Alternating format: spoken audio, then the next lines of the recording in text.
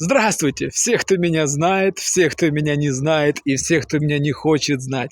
Все здравствуйте! Так что, дорогие мои зрители, прошу вас запомнить то, что все есть энергия.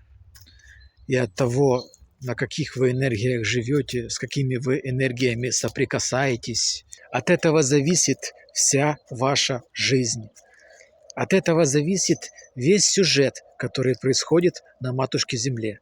Чем больше заблудших душ не понимают то, что они своей жизнью поддерживают все то негативное, что происходит на Матушке Земле, тем дольше это все и будет продолжаться. Потому как все зависит от наших энергий.